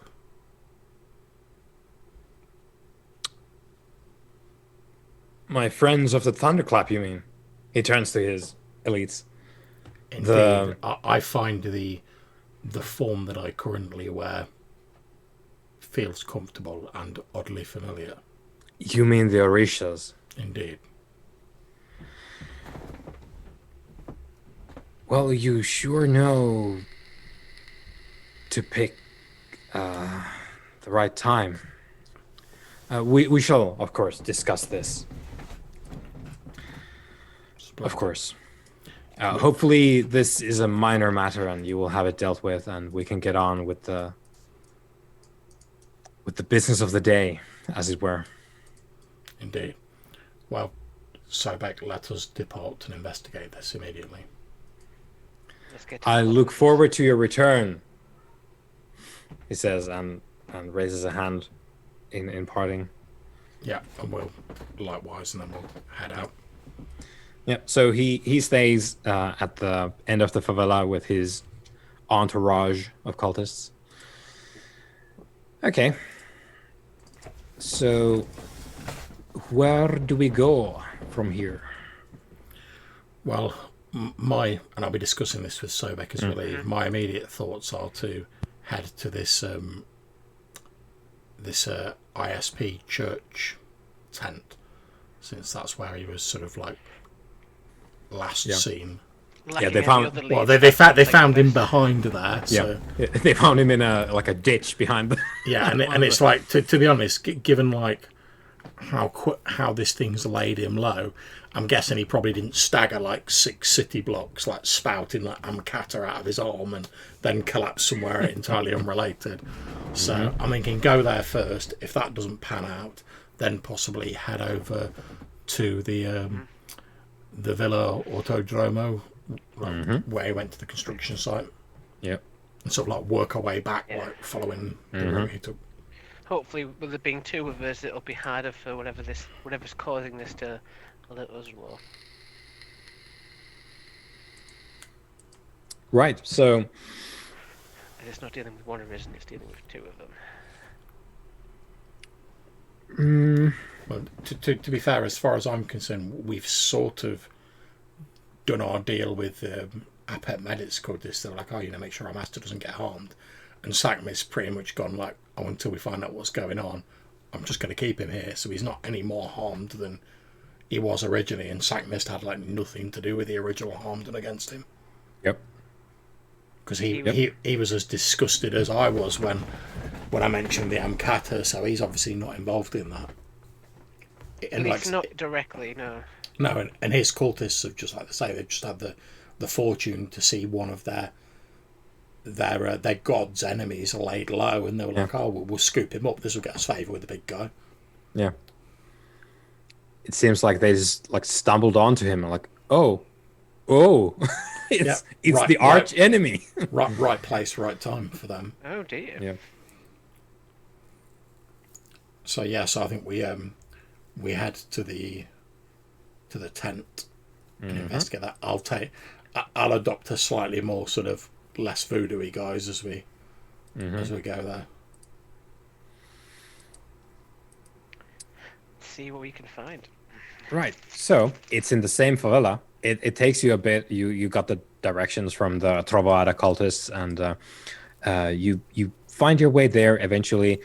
I don't exactly remember what the time of day was that we established in the previous session, but I do seem to think that it was like afternoon, something like that. Mid-afternoon. Yeah. So I think by the time we're getting to the sort of small field where the tent is, it's going to be like early evening. Like the sun has like dipped way down low, and all the shadows all over the place because the sunlight is being from the side, and painting everything in quite glorious colors as well, because it is in fact the Brazilian summer here, and we are quite high up on the hills because that's where the favela has been built up, like up the hill, and that makes for an interesting field as well, where the ISP tent is. Once you get there, it seems like there's been like the space has been cleared of buildings, probably like demolished, like domiciles that have been cleared away to make room for a cable car stop that never actually was built. So it's basically like a cleared lot that has just been left to be taken over by grass, I guess. So it's a small field on the side of this hill area where the favela can be found. And the grass is growing. However, there's like a lot of concrete base on the field as well. So it's a sort of neglected piece of earth and ground, and then cracked concrete, and grass is trying to reclaim it all. Sobek, you should be on your guard for any stray sense of magics that may be in the air. You're also muted. I'm scanning, yeah. If indeed these people are responsible, your sense is maybe our first warning. I have all my visions on. So, yeah. All of them are on. Enhance. Yeah. So it's I want to say it used to be like straight up pure white, but it's been in use for quite a bit. It's an old tent, so it's like an off-white tent. There's a fairly sizable entrance for which the flaps have been pinned open, and you find your way there, as do so many of the favela residents as well, sort of streaming in for the evening service that is taking place there. Most of these people, quite old, moving slowly. They're like clutching canes and hobbling along. I presume our arisen senses aren't tingling at the minute. No arisen here. That's a relief. That's all we need. Yep. Yeah, the one thing we don't need is an unknown mummy potentially causing a lotto problem. That's it. I'm thinking like some sort of like evil mortal sorcerer we can probably deal with. Like if it's some arisen who's just like making with the curses, then like that's going to be more problematic. Yeah. So you you see these fairly aged people coming to the tent, going in. Some of them being helped along by their younger relatives. They're welcomed in, and they're shown to what seem to be laid out as pews. They're plastic chairs, like cheap white plastic chairs. They seat these people down. The church ushers get them in.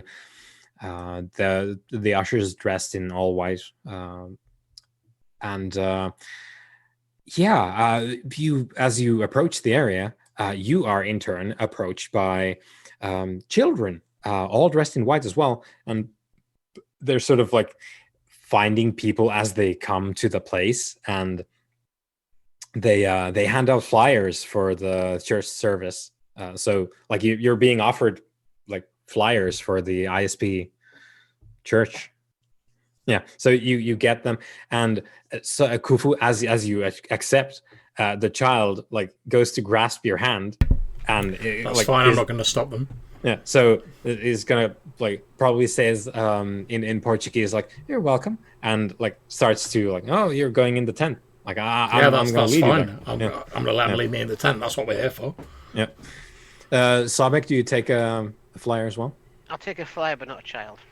Yeah, no. Well, the child is attempting to grab your hand, and not like a ha ha. But like the trick is, here's a flyer. Whoops. Okay, now you're bound to come with me. So they're trying to lead you. I'm not bound by anything but the church. I am immortal.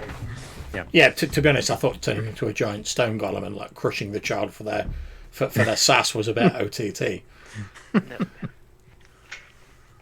I will enter the tent. Yeah. So good. With all my radars active. So, suspicion. I imagine it's like the Predator in Predator 2, he flicks through different vision modes. It's like mummies, Amkata, weird shit. Yeah. And you should know, Khufu, there is like 2 seats like in perfect viewing distance of whatever's going on. Just because nice. That's how I roll. Yeah.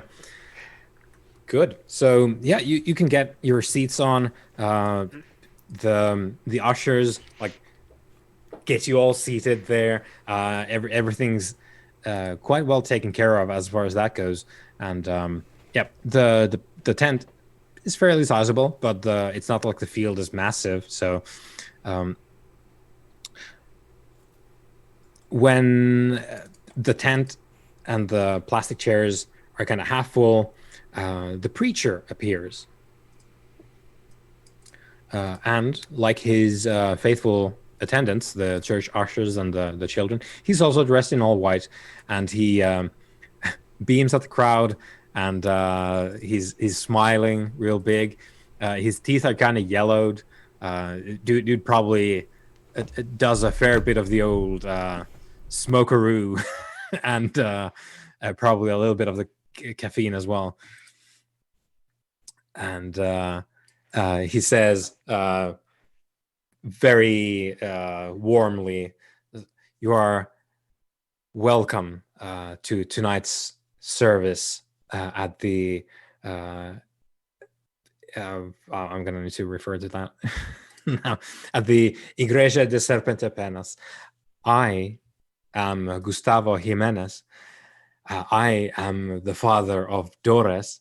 And as he says, I am the father of Dores, many in the crowd, they're like fawning over the mere mention of his daughter's name. Nothing. Yeah, it's like, like, don't care. Does not commute. Yeah. Haven't heard of them. Yeah, there's some cheers as well. Clearly, people are a fan of this girl. And there's only one person I'm bothered about called Gustavo, and this person ain't him. Yeah, that's a very different guy. So he continues. Unfortunately, Doras will not be here tonight. And as he starts to say, now I know, there's Cries of consternation in the crowds. Ah, no. And people they're like, why? Please. I know. My brothers and sisters, my friends. She is unfortunately not able to be here tonight because she is preparing for the most holy event of the year, which will take place tomorrow night at the amphitheater on Morro das Orca, which is the smaller mountain right beneath Sugarloaf Mountain, which we can see on the map here. Okay. So Morro das Orca is sort of between where your home favela is and Sugarloaf Mountain, so around there.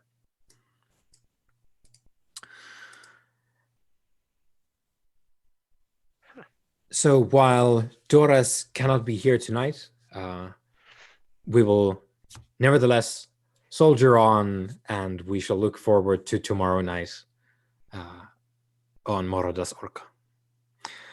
Now, please cross your hands as we pray. And he starts into his preacher bit. So people put their hands together. He starts with the Christian scripture. There's a bunch of prayers he goes through here. People join him for the prayer bits, especially because they know them by rote. And the other bits, now you guys probably get some flashbacks as you listen to the not quite like mainline Christian spiel that he gives. You get some flashbacks. Clearly, this is something you've heard before. You've been familiar with the topic in a previous life at some point. It all sounds quite familiar. Of course, you've been exposed to some Christian things in your current existence already, but your previous arisings as well. But yeah, it seems familiar beyond that as well, which isn't a great surprise if you've been hanging around, as you think, with Portuguese folks in history as well. Okay, so he goes through a bunch of Christian scripture, and he sings a couple of hymns. A couple of the ones that bear mentioning is he sings praises to Mother Ayahuasca, and sorry, losing my voice. The other hymn that sticks out is in praise of Santa Serpente Penas, which is the Lady of the Feathered Serpent. Clearly some kind of like a saint figure, especially for these worshippers, this particular church, this particular preacher. So you gather from the hymns that the Lady of the Feathered Serpent is the angel who watches over Doras, which is, you think, probably why they hold Doras in a high regard. And as the hymn comes to a close, Gustavo like claps a little bit, and folks clap along with him. It's all very heartwarming. It's a shared moment. People are having a good time, and Gustavo says, "And now it is time for the sacrament. Please, anyone who does not wish to take part, we will respectfully ask you to depart now, so that we can partake of the sacrament." I stand up and leave. Okay. Out he goes. Sabek. I don't pray to anyone but the judges. I will stay for probably another 5 seconds. Curiosity, unraveling this mystery, even though obviously it's falsehood, is tempting, but I do not want to risk the wrath of the judges in indulging in, secondhand worship.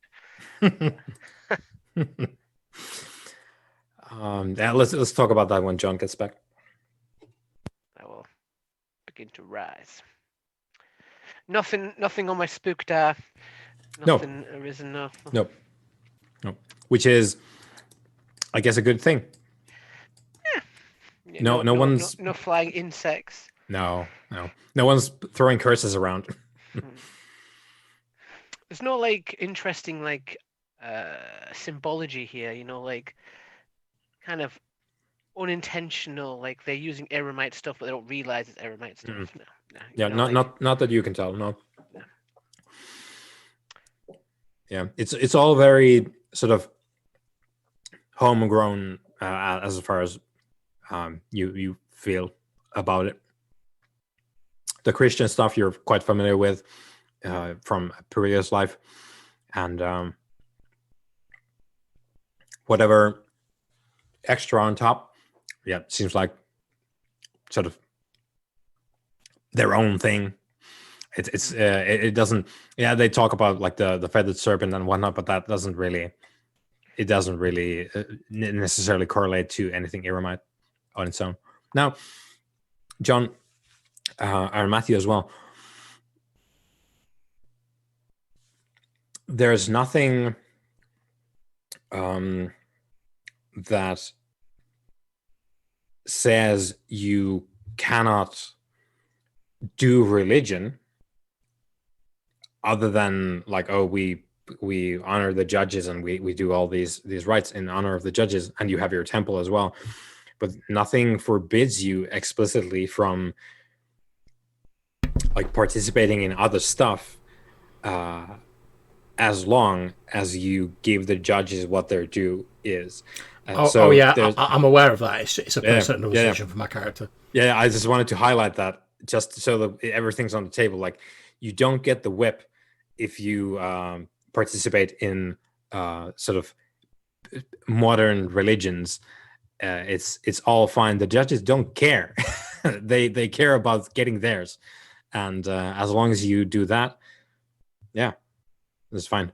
You do whatever, and especially with the death priests, of course, as we discussed previously, one of the primary like methods of integration is get into an existing religion and co-opt it for your own purposes. But yeah, I mean, entirely. I'm as I say when I was talking to Sackmist about the Orishas, I'm down with like posing as gods and like co-opting religion.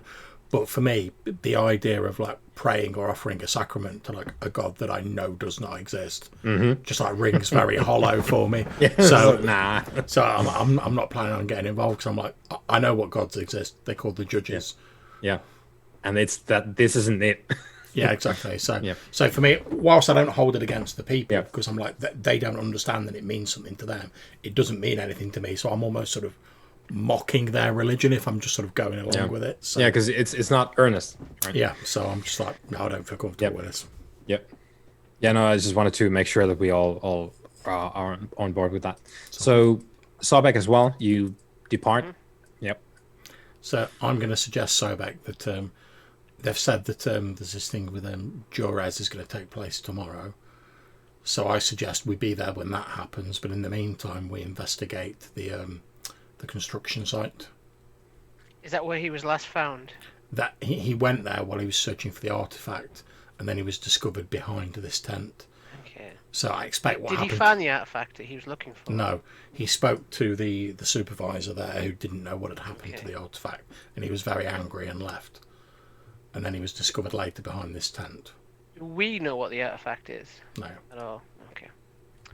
Yeah, the thing that you know about the artifact is that it's supposed to be like a set of manacles from like hundreds of years ago. But that's it. So what I suggest we do is we go to the construction site. We scope out the place using your enhanced sensors to see if we pick anything up. If not, I suggest we go back to Sackmist, tell him what we found out, and that this thing's taking place tomorrow, and that we're going to be there, because everything seems to be focusing around this Jorez. So that's the girl. Yeah, that's the daughter. Apparently Gustavo's daughter.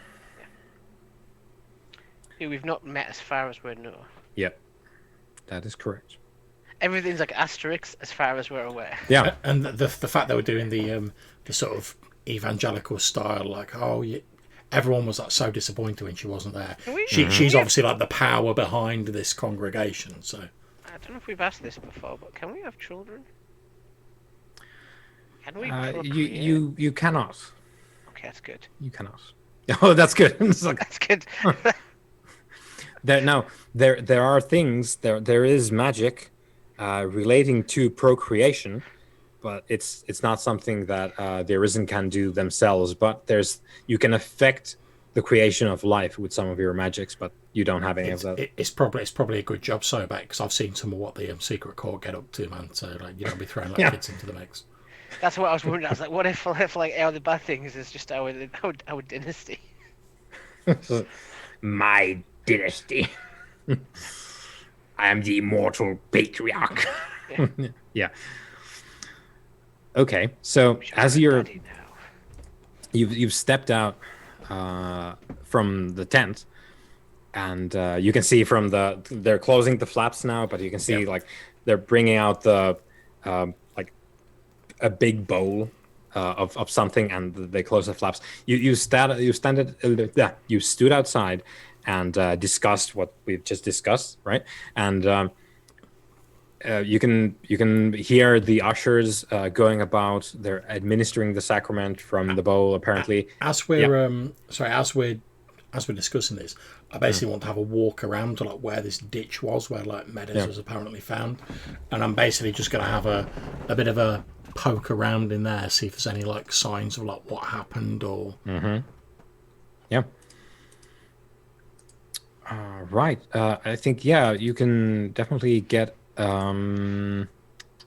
Wits investigation. That sounds great.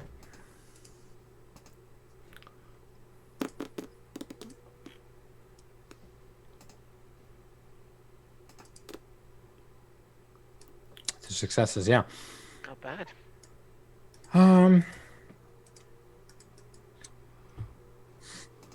So, you find the place where you think he was discovered, and it definitely seems to you like something probably happened here. It's not really the kind of place that he would have been by accident. Whatever you don't find anything like additional evidence there. There's no stuff in the grass covered ditch or anything. But like you find the place and you look around and you conclude that he was doing something here for sure. It wasn't like he wasn't deposited here. He would have had to come here by some intentional means. Yeah, but there's very little to find there. But this is what you sort of deduct from the scene. Well, I think we have two choices, Sobek. We either remain here for some time, see if we can catch a sight of this Juarez, or see what's going on, perhaps speak to the preacher, or we head to the construction site and investigate there. I vote construction site. So, as you're stood there at the ditch, talking about where to go next, you see Gustavo exit the tent from the sort of back flap, glances at you, pelts the fuck down an alleyway. Oh, that's it. Decisive action. I'm after it. That's it. Yeah. Yeah, he's going. I'll be going with then. So there's a roll for this. I'm going to spend pillars to boost dex or whatever is. Yeah. So what we're doing is, it's not so much about speed right now than it is about being able to navigate the favela, because it's fairly dense, and the buildings are almost gateways into another building before it gets to an actual alleyway. That's fine if I have to activate my dust beneath my feet and literally like run through walls to catch up with him. I will do. Let's see. So catching him is a wits and streetwise roll, and he's gonna roll against you, and we'll see. Can we spend pillars to boost wits then? Depends on your decree. Let me ascertain that. Pillars. So your decrees are. Yeah, no. You have a shadow and a name decree. So, John, you can boost 1-to-1 your composure with your pillars because of your decree, and likewise, Matthew, you can boost your manipulation 1-to-1 by spending pillars because of your decree. But you can't. Yeah, you can't boost wits. That's a bar related thing. Okay, so it's wit streetwise. Yep. Okay, I'm going to spend a willpower. Yep. Which gives me 3 extra dice, is that right? I believe so. Okay, cool. So let's have a go then.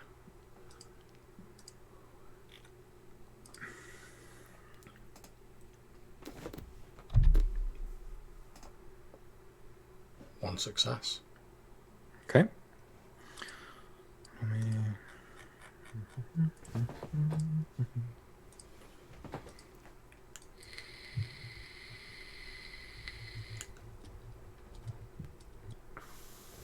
Okay. Gustavo. All right, Gustavo, let's see what you're made of. So, what was he again? Oh, yeah. So, he is like that. And then wits, streetwise, sheet roll. Right. So he is currently staying beyond your reach. You cannot catch up with him. Come on, Sobek. We need you to get them feet moving. Yep. All right. What would it be to catch him? So the thing here is it's an extended thing, and whoever gets to 5 first gets their due. So it's wits and streetwise if you want to assist. How far away is he? It's an interesting way to, like, it's not as the bird flies, because this is the favela. So he's several corners and also a house away from you. Because I can't see him at all. You know where he is. You know where he's going currently, but you can't see him all the time because part of the reason why you can't just run him down is there's a lot of construction, ramshackle housing, things in the way, and he's quite clever, clearly familiar with favelas. He's using the turf to his advantage, but you can track him still, which is the reason why we're still rolling here. You could catch him, but it's not like you can always see him. I'm guessing my dex is only boosted for the scene previously. From when I was shooting. Yeah. Okay. Yeah. That's no problem. I just wanted to confirm before I started going crazy. So anyway, I started blasting. Boom, boom, boom, baby. Okay. I'll try and catch him, but I was hoping I'd be able to see him to do a thing, but it's never mind. Mm-hmm. It would be dexterity athletics? Wit streetwise.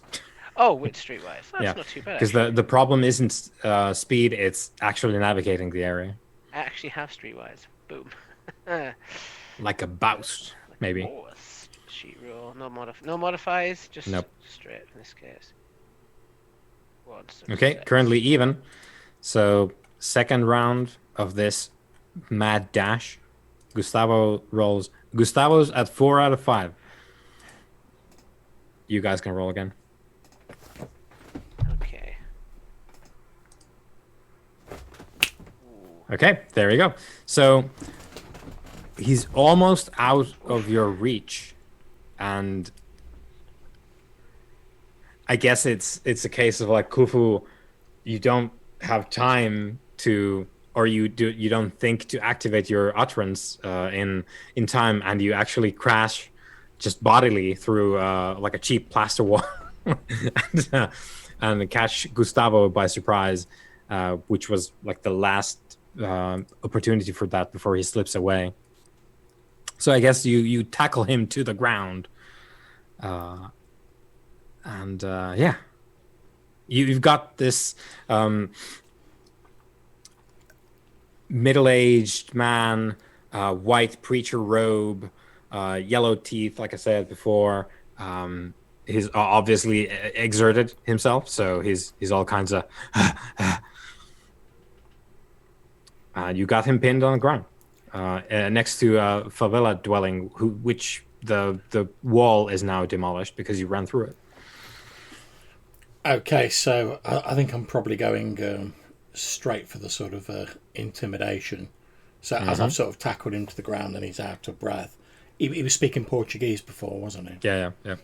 I'm going to sort of look down at him and I'm going to say, if you tell us what we want to know, then if you are lucky, we will not cast your soul into the black abyss.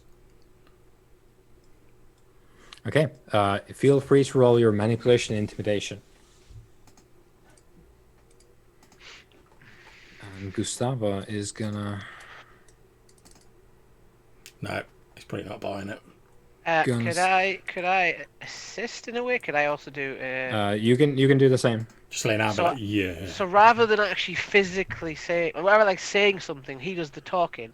I'm just gonna pull my gun out, cock it, as if it's ready, and just stare at him using my stare down specialization on intimidation. Yeah. Do you feel lucky, Gustavo? So intimidation, is that a manipulation? Manipulation, intimidation. Yeah.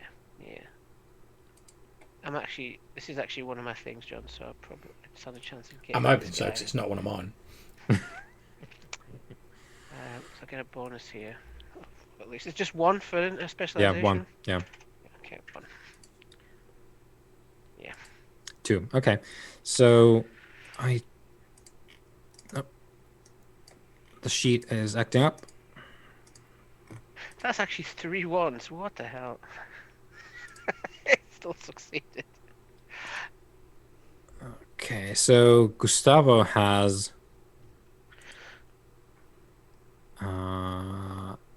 Okay, well, I don't exactly know which this is supposed to be, but I will roll resolve. He has 5 dice, which is the important part. So here goes. Okay. It is in fact a tie. So this is again the first to 5 wins. So I guess Kufu, are you tapping out? Yeah, I'll let I'll let Sobek get his. Yeah. Although to be fair, I may as well roll. I'm not going to make it worse, am I?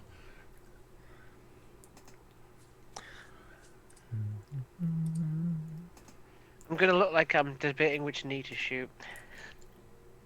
Now I will say there is a way to make it worse if you absolutely shit a roll, like the dramatic failure stuff. That's a thing, but that's not a dramatic failure. So. Okay, I have to actually delete then first. Okay, cool. Okay. So Gustavo rolls. That's terrible. Okay, Gustavo's at 5. So Gustavo stares one back. Of the things I'm good at. Yeah. This is one of my things. Yeah, it wasn't to be. So Gustavo stares back, Sobek, straight into your eyes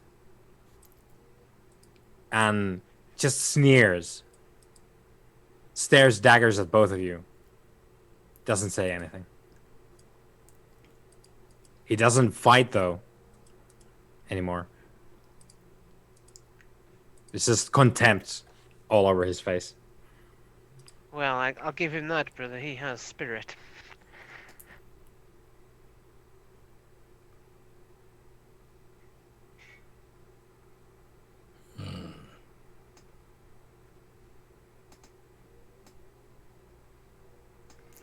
Shoot him in the kneecap.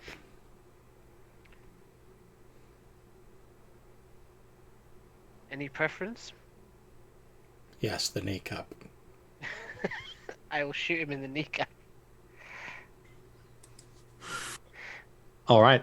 Yeah, he is immortal, so that will hurt him quite a bit. He's being held down by Khufu, so he's not really able to move a lot, but he thrashes around as you shoot him, and he lets out a scream as that I'll do the happens. like covering his mouth to Yeah, like stifle the scream. yeah. And then I'm just going to say, as I'm sort of covering his mouth, I'm going to put my head near his, and in a quiet voice, I'm going to say, "You still have one kneecap remaining. Would you rather limp out of here or crawl?" As he eventually, it's not very quick, but he eventually gets his wits back, and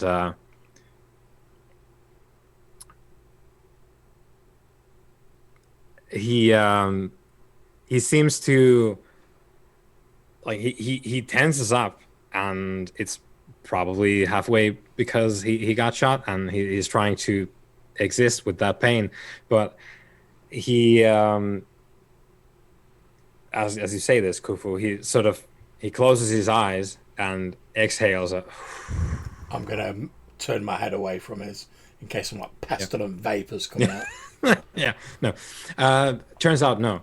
But he just lays there, eyes closed, and he's trying to relax himself, control the pain. But he's not saying anything. He's waiting for the other shoe to drop. Clearly, this man, he's got some convictions by now, is quite clear, in fact. And also, he seems to be quite unperturbed by the fact that you're clearly capable of killing him right now, any moment. Okay. Just give me a second. I'm just checking my. Is it wrong that I like him more? It's like, have you considered joining a different cult? We could use more men like you. We can get you a new leg. Anything's possible. Well, unfortunately, he's not going to like the most reliable way I've got of getting information out of somebody. I know where this is going. I know you're thinking, Khufu. Spirit is much more amicable for you. Well, technically, if he's dead and his skull is intact, I can just look into the eyes of the skull and pry the information out of it. Unless you have any other suggestions. He may be innocent.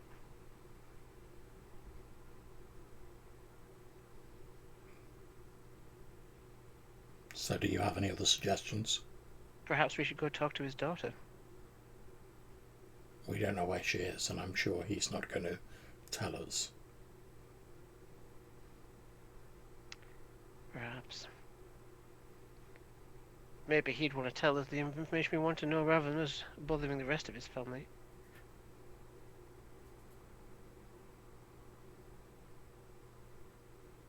Does he appear to have any tattoos, Janice, or anything like eremite about him at all? No.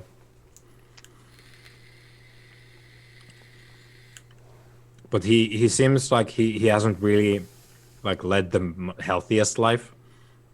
Like it's not just the stained teeth, but he's not in a great way, really. I'm not going to judge. I'm a walking corpse. Yeah, I mean.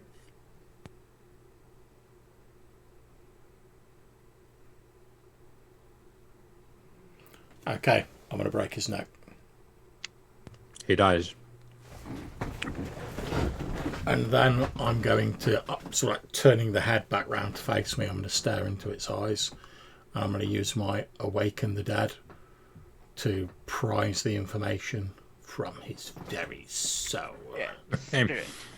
Yep. Let me know what that does. It's basically I'll make a manipulation, a cult roll, and for like each success I get, I can get like a truthful answer to a question. Okay.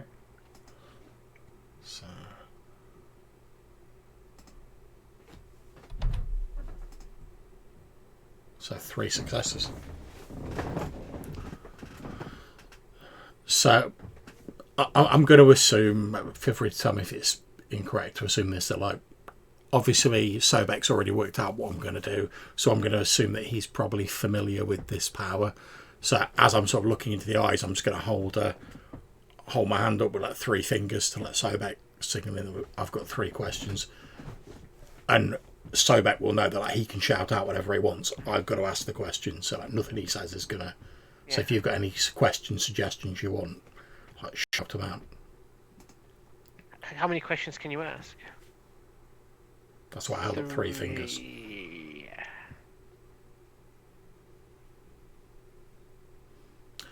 My first question is going to be, what do you know about the man who was found in the ditch behind your tent?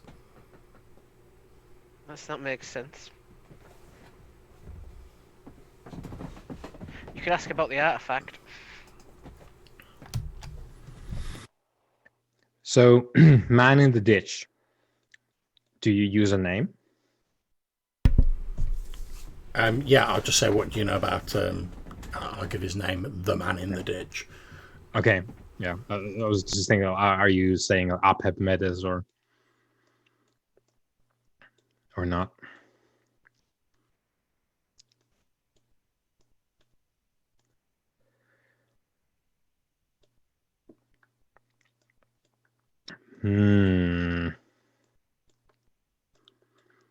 Okay. So the scope is like a truthful answer, right? That's it's a truthful answer to my question. I was just thinking of the scope because the truthful answer is like that's clear cut when the answer is like yes or no. Oh, but sorry. Actually, I've misread this. The body can only answer with a yes or no. Oh, okay. So apologies. I wouldn't have phrased the question like that. Yeah, no problem. I'm going to say, did you or someone you know contribute to the state of Apep Medes, the man who was found in the ditch behind your tent? Yes. Okay.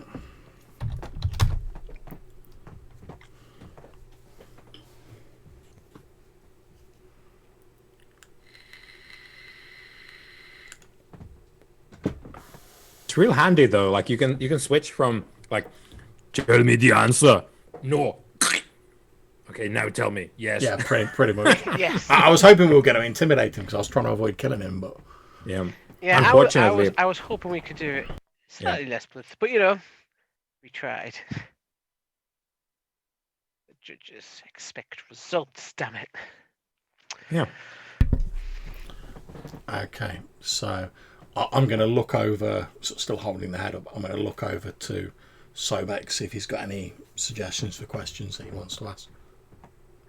We could ask, is he in the employ of one of the Arisens? We know it's like a link to someone in the city. We could ask, does he have or know where the manacles are?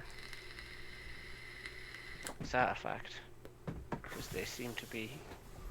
Some it was that he was looking into them and he came here looking for the artifact, didn't he? He was on the trail of it. Yeah, I'm going to say, are you in possession of this artifact? And I'll give a description of the manacles. No. Well, at least we know.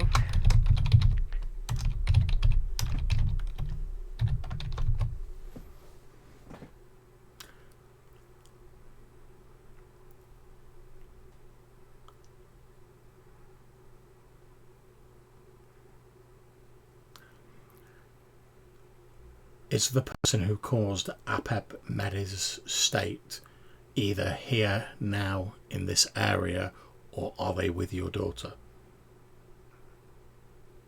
Sorry, are they here now or with your daughter?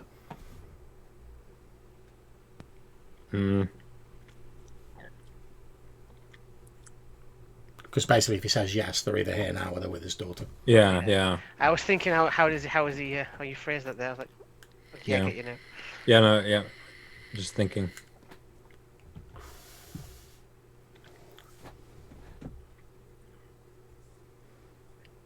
the question was, the person responsible for appendicitis, whatever happened to him, is that person here are or they, with are the they, daughter? are they in this location Yeah. or the same location where your daughter is? Yes.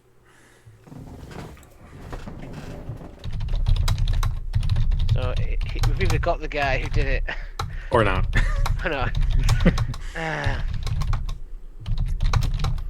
Okay, well, that's my third question. Yeah. Yeah, so I'm going to suggest we leave the area rapidly since we've just murdered somebody and let off a gunshot. So, and it was quite a big gunshot as well.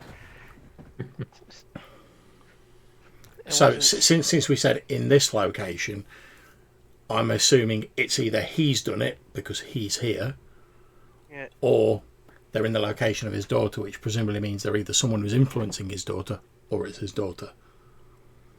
So as far as I'm concerned now, the next thing... Could you raise his spirit and talk to his spirit? Is that possible? No. Not in the same manner. Yeah. Okay. Not reliable at all, that one. Shame. If you want, I could raise his body as like an undead monster that just go on a killing rampage. Yeah, that I can do. Yeah, that you could do. Yeah, it's easy. Yeah, reanimating mortal clay is easy. Holding on to the spirit of someone who's departed is harder. Yeah. So the spirit is made of sterner stuff. Indeed, and I wouldn't want to keep them from wherever they're going afterwards for too long. I can bend the rules, but I can't break them.